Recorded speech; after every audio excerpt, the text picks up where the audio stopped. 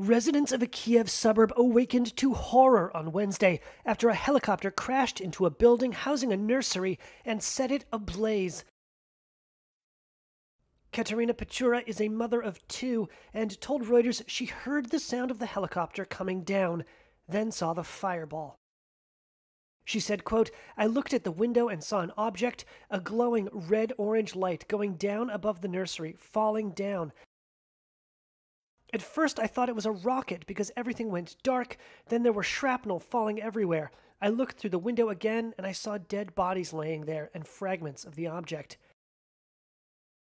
Video posted to social media shows horrified residents reacting to the inferno.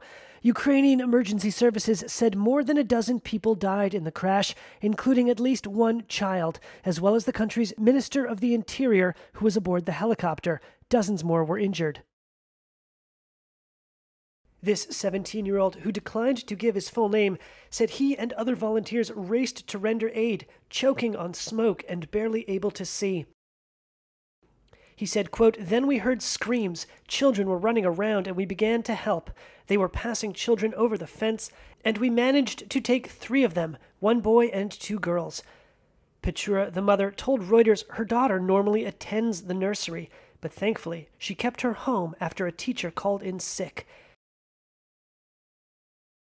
She seemed to fight back tears as she described her fears. She said, quote, "We came out and we looked at what happened. Bodies with torn off clothes. The children were crying. Mothers were screaming. Someone was running, carrying kids' shoes, clothes. It was awful."